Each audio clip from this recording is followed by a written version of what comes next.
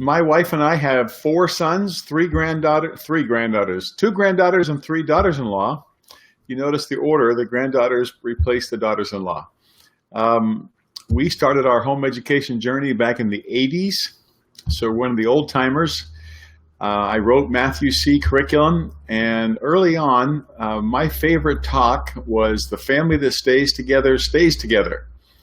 Probably my second favorite talk was "The Christian Family and Family Worship."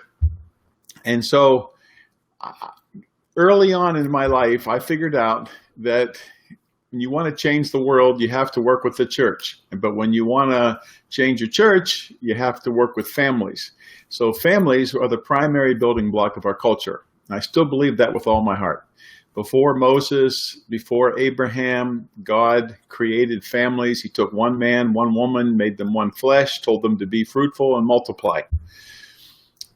So for probably 25 years, I was talking about how to build strong families and the importance of family and trying to encourage parents and to cast a vision, because when you can work really hard to, what's the word I'm looking for? When you can invest and be intentional about building a family, it's not just your own family that will benefit. Your church will benefit, your community will benefit, and the whole world will benefit. And I still believe that with all my heart. In 2012, I went through the hardest and best year of my life, and God took me a little deeper, because it turns out I thought I was in a pretty good place with my wife and my sons, and we started having a family business transition and meeting with a consultant, and I discovered that I have baggage. I have stuff. And unfortunately, as much as I've always believed in the role of fathers and mothers and shaping their children, and I knew the potential for good was there, what I didn't realize, there's also potential for harm. And in the New Testament, if you've ever read through it, and just from a dad's perspective, most of the passages are not real positive. They say things like, don't provoke your children to anger, don't exasperate them, don't discourage them. And there is one I like that says, train them up in the nurture and admonition, but even that, half of that's admonition. So I found out that I had been exasperating my sons, and I'd even been hurting my wife. And it was through this process of meeting with the consultant that I began hearing things that I should have heard a long time ago. So God's been doing a deep work on my own life, and that's what made it so difficult. But the best part was, I understand the gospel in a new way. And I now believe that God knows me fully, and he loves me completely. And the best thing I can do for my wife and my sons, and hence the church and the world, is to be in a really good place in my own personal relationship with God. So I've invested and been more intentional than ever, not just in my family, but in my own walk with God. And I sometimes refer to the work of asking God to search my heart, being open and teachable and humble so that my wife can give me feedback, because a psychiatrist is somebody that will give you expensive answers that your wife can give you for free. And nobody knows me better than my wife and my sons. And I've also been able to receive some very difficult to hear, but very profitable feedback from some of my boys as well.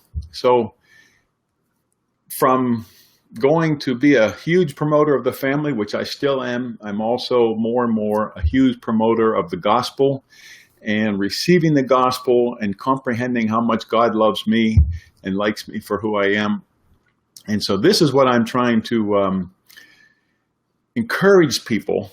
And that's where a lot of my messages, we ended up sharing the gospel, and we talk about things like guilt and shame and regret, which I think hound the serious believer and the earnest Christian and the devoted family. So how's that for an overview? And one more factor in there is I have a son with Down syndrome who's 29 now.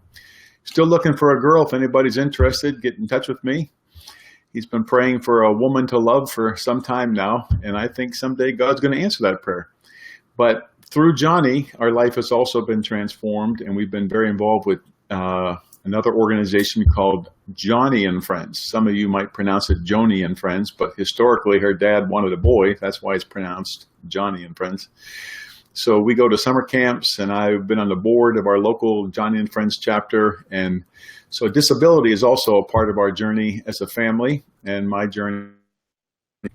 Okay, so somebody asked a question, what about family devotions? Do you have any input? Absolutely. Hi, Heidi Kreider. Am I allowed to say names on here? Yes. What I encourage people to do, real simply, I have a whole workshop on this, and I've written a book on family devotions, and you can find it on my website. I even have a hymn book for families to use, which has the histories, the hymns, and piano accompaniment for CDs. I don't think, we never used a lot of what I would call extraneous stuff. We just used the scripture. And I believe that God wrote that book to be read. So we read the Bible together as a family. We read almost the entire Bible aloud in our family worship times in the mornings and in the evenings whenever we could fit it in. And so I hope that answers your question, but you can go on my website, Building Faith Families, and you can see the book. I'll be bringing them with me to Indiana, and I have a deal. If you take the book, I will give it to you for free instead of selling it to you. There's only one caveat. You have to read the book within 30 days of the conference, or else you agree to contribute $50 to Building Faith Families. That's the incentive, and it works. And this last weekend, I was in Regina, Saskatchewan, and 67 families signed up to get the book. And I will be following through with an email to them in 28 days. I just put it on my calendar this afternoon, and I get great feedback from people. And the biggest one I get, most important thing I get is people say, you kind of demystify it and you make it sound doable, because I don't think there's one way to have family worship. I think that everybody has to develop their own flavor, because God made us all unique as individuals and as families. So Becky asked a question. Can you tell us why Matthew C is, I can't read the rest of the question. Where's it? The rest of it. Can you tell us why Matthew C is? It is because I created it with God's help. Can you type some more? By the way, my sons are now running Matthew C. I'm not involved in the day-to-day operations of Matthew C. I'm just the pretty face on the videos, and I did write it. But I haven't, Ethan, my second son, is the CEO. Isaac is in special projects and statistics. Is it a good fit for the struggling learner? Thank you, Becky.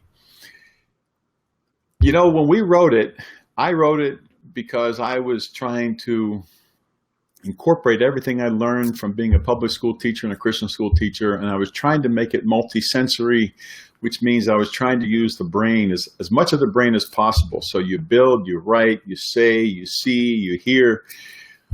And it turns out that that seems to be what makes it click for struggling learners. And so I have a plethora of emails from parents whose children have autism, dyslexia, dyscalculia, and it works for them. And I don't know why, except I think it's because we use as much of the brain as possible. And I also have to give credit to God, because I think it's a God idea, because I'm not that smart. I just was trying to tutor children, and it worked. And the other factors are, we don't have grade levels. We move at the child's pace, and we give them a chance to be confident and successful. And we have wonderful customer care representatives who will answer your questions and walk you through it. But if you go to the Matthew C. and the DemmeLearning.com or wherever it is, if you go online to our Facebook page and you just post something like, I have a child with XYZ diagnosis, and say, can anybody help me? And you'll find there's a lot of wonderful moms that will be glad to give you some input. Okay, keep throwing these nice, easy questions at me.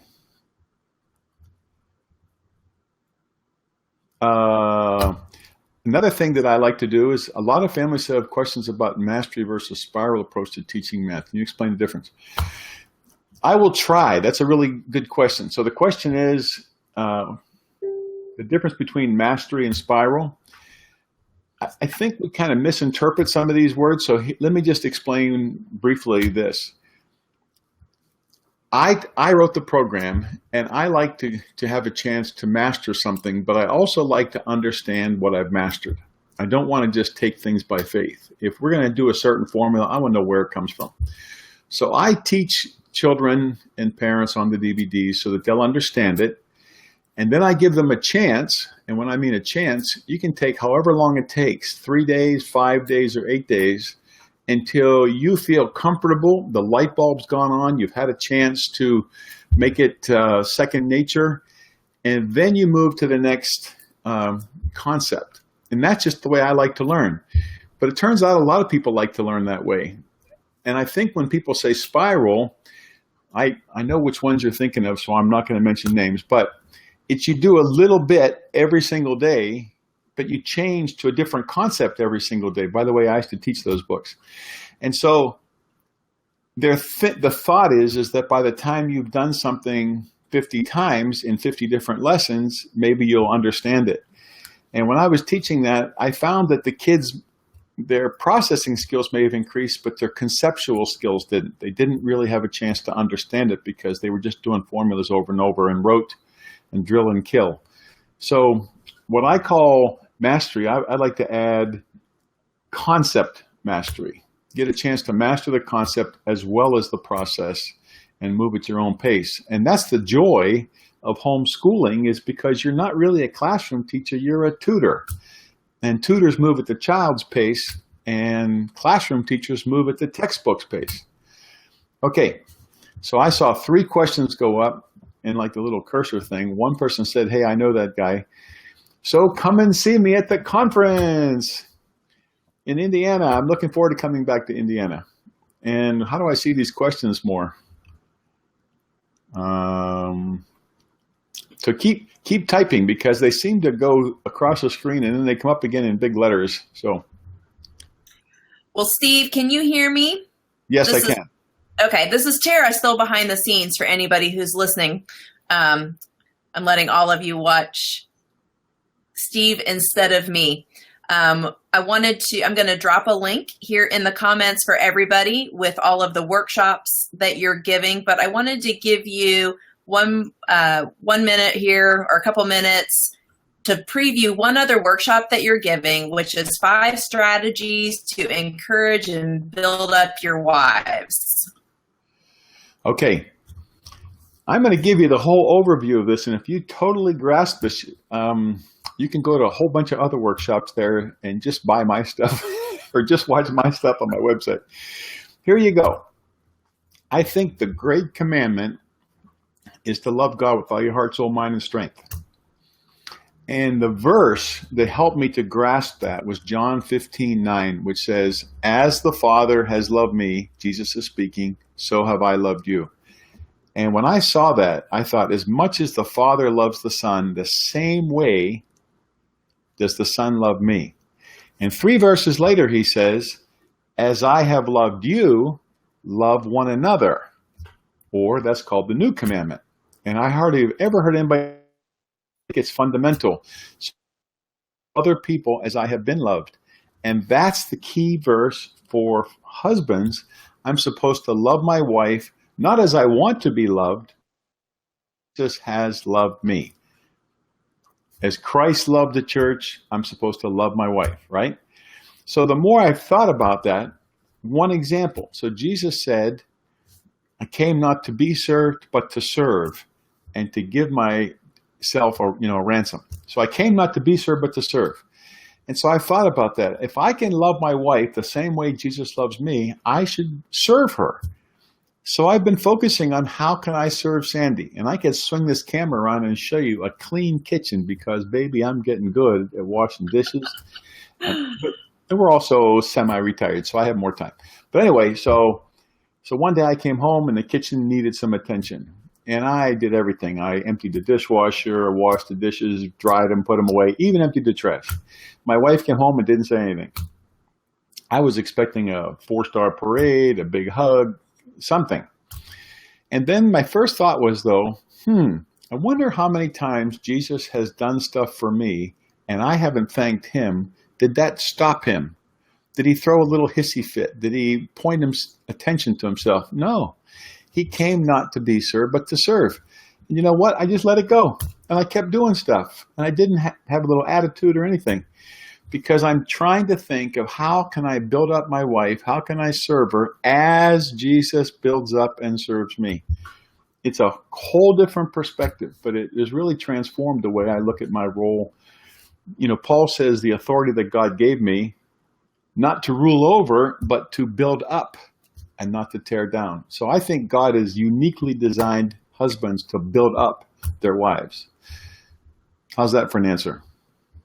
I like it. I'm going to pop back up on the screen here with you really quick, just to thank you for taking the time to do this evening. Give a quick shout out, tell everybody why we're here, right? Because our convention is the end of this month. It is March 24th and 25th. And if you would like to pre-register, you can save money and save time. Pre-registration closes this Saturday. So you get the lower price and you don't have to fill out paperwork when you get there. So there's our little commercial, and we're looking forward to seeing you, Steve, in person and seeing the message that you bring to all of our Indiana families. Thank you. Did somebody ask me if I played professional football? What did they say there? What was the question? What? I missed that one. Well, I am 6'5", but I've also been on a diet. I'm doing the John the Baptist diet, and you guys can't tell now because you can only see my head. But the John the Baptist diet, that's where Jesus must increase, I must decrease. So I've been decreasing. So there'll be less of me to see in Indiana. Okay. Well, there's a teaser. Come to the booth and guess how much weight I lost. Oh, we'll have to find a door prize for that. All right. Well, thank you very much. I must be missing some questions here. We will stick around if anybody's putting questions in the comments. We'll try to answer those after the broadcast. Thank you, Steve, for being with us tonight. And we will see you in about 4 weeks, 3 or 4 weeks. Yeah, 23 days. 23 days. Wow. Okay, I better get back to my to-do list. All right. Okay, thanks, Tara. Bye. Bye-bye.